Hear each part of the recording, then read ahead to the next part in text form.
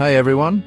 We talk a lot about courage and vulnerability and how showing up authentically requires us to be brave and set boundaries. Today we're diving into Melissa Urban's The Book of Boundaries, Set the Limits That Will Set You Free. It's a practical guide to understanding, setting and maintaining healthy boundaries in all areas of our lives. We all know that boundaries can be tough. It's easy to get caught up in people-pleasing or feeling guilty about saying no. But the truth is, boundaries are essential for our well-being. They allow us to protect our time, energy and emotional health.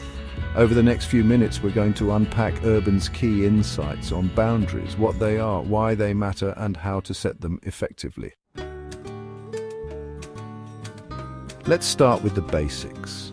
What exactly are boundaries? Think of them as invisible lines that define where you end and others begin. They help us determine what behavior is acceptable and what isn't. Boundaries are not about controlling others. They're about taking responsibility for ourselves. When we set clear boundaries, we create a space of respect in our relationships. We protect our mental and emotional well-being, preventing resentment, burnout, and overwhelm. Think about it. How many times have you said yes when you really wanted to say no and ended up feeling drained and resentful? Here's the thing. Setting boundaries isn't selfish. It's an act of self-respect. It's about honoring our needs and limits. When we respect ourselves, we teach others to respect us as well. One of the most important things to remember about boundaries is that they require clear, direct communication. We can't expect others to read our minds.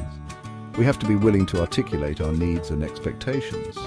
This can feel uncomfortable at first, especially if we're used to people-pleasing or avoiding conflict. But the more we practice setting boundaries, the easier it becomes. Remember, courage is a muscle we build with practice. Now that we understand the importance of boundaries, let's explore the different types we encounter in our lives. Boundaries are essential for maintaining healthy relationships and ensuring our well-being. They act as invisible lines that protect our personal space, emotions, and time. Urban categorizes boundaries into distinct areas, each requiring a tailored approach. Understanding these categories can help us apply the right strategies in different aspects of our lives. First, we have personal boundaries. These protect our self-care, emotional health, and time. They dictate how we allow others to treat us, what information we share, and how we manage our energy. Personal boundaries are crucial for maintaining our mental and emotional well-being. Next, we have professional boundaries. These define our work-life balance and set clear expectations in the workplace. They involve setting limits on our time, availability, and workload. Professional boundaries help us avoid burnout and maintain a healthy relationship with our work. Finally, we have social boundaries. These guide our interactions with friends, family, and acquaintances. They help us navigate social situations, set healthy limits on our commitments, and protect our time and energy. Social boundaries are essential for maintaining respectful and fulfilling relationships. When it comes to enforcing boundaries, consistency is key. It's not enough to set a boundary once and expect everyone to always remember it. We need to be vigilant and proactive in maintaining our boundaries. We have to be willing to reinforce our boundaries with both our words and our actions. This means being clear and assertive when communicating our needs and expectations. Remember, setting boundaries is not about being mean or rude. It's about being assertive and communicating our needs clearly and respectfully. It's about taking care of ourselves while respecting others. Using I statements can be helpful. For example, instead of saying, "You're always interrupting me," we can say, "I feel disrespected when I'm interrupted. Please let me finish my thought." This approach fosters understanding and reduces defensiveness. And sometimes a simple "no thank you" is enough. We don't always owe people explanations or justifications for our boundaries. It's okay to prioritize our well-being and say no when necessary. Chapter 3. Finding your voice. Scripts for setting boundaries. One of the things that makes setting boundaries so challenging is figuring out what to say. It can feel awkward and uncomfortable, especially if we're not used to it. That's why Urban provides us with practical scripts to handle different situations with confidence. These scripts range from gentle to firm depending on the context. Let's look at some examples. In a personal setting, if someone is constantly demanding your time and energy, you could say, "I appreciate your concern, but..." I need some time alone to recharge. I'll reach out when I'm available.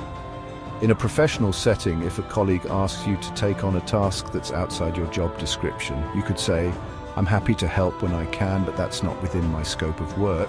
I can direct you to someone who might be able to assist you. And in a social setting, if a friend invites you to an event that you're not interested in attending, you can simply say, thank you for the invitation, but I won't be able to make it. You don't have to give a reason or make up an excuse. The key is to be clear, concise, and respectful. Remember, you're not asking for permission, you're setting a boundary.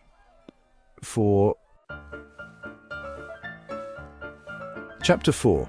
Releasing the guilt, overcoming boundary shame. Let's talk about guilt and how it affects our ability to set boundaries. So many of us struggle with guilt when it comes to setting boundaries. We often feel a deep sense of unease and worry about the consequences. We worry about disappointing others, hurting their feelings, or seeming selfish. This fear can be paralyzing and prevent us from taking necessary steps. Here's the truth: setting boundaries is not selfish. It's an act of self-care. It's about creating a healthy space for ourselves to thrive. It's about recognizing that our needs and well-being are important. When we honor our own needs, we are better equipped to support others.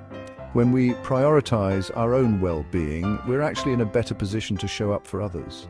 We can give more genuinely and sustainably. Think about it this way: if we're constantly depleted and running on empty, we're not going to be able to give our best to anyone. Our energy and enthusiasm will wane. One of the most powerful things we can do to overcome boundary guilt is to reframe boundaries as an act of self-respect and self-love. It's a declaration of our worth. When we set boundaries, we're essentially saying, I deserve to be treated with respect. I deserve to be valued and heard. I deserve to have my needs met. My needs are just as important as anyone else's. I deserve to protect my time and energy. These are finite resources that need to be managed wisely. It's also important to remember that not everyone will respond positively to our boundaries. Some may feel threatened or uncomfortable. Some people may resist them, challenge them, or even try to guilt us into breaking them. That's okay. Their reaction is a reflection of their own issues, not ours. Their reaction is not our responsibility. We are only responsible for our own actions and feelings. We can't control how others react, but we can control our own response. We can choose to stay calm and centered. We can choose to stand firm in our boundaries, even when it's difficult. It's a practice of resilience and self-affirmation. Remember, setting boundaries is a process. It's not something that happens overnight. It takes time, practice, and a whole lot of self-compassion. Be gentle with yourself as you navigate this journey. Be patient with yourself and celebrate your progress along the way. Every step forward is a victory. Chapter 5. Standing your ground, enforcing boundaries and handling pushback. Setting boundaries is one thing, enforcing them is another. It requires a different set of skills and a strong sense of self-awareness. It's inevitable that we'll encounter pushback at some point. People may not always understand or respect our boundaries. People may resist our boundaries, test our limits, or try to guilt us into giving in. This can be challenging and emotionally draining. The key to handling pushback is to remain calm, firm, and consistent. It's important to stay true to your values and not waver under pressure. If someone tries to cross a boundary, gently but firmly remind them of the boundary. Clear communication is essential. You can say something like, I understand that you're disappointed, but I've already set a boundary around this. It's important to be empathetic yet resolute. I'm not going to change my mind. Standing firm shows that you respect yourself and your needs. If someone repeatedly disrespects your boundaries, it's important to consider limiting interaction with them. This can be a difficult but necessary step.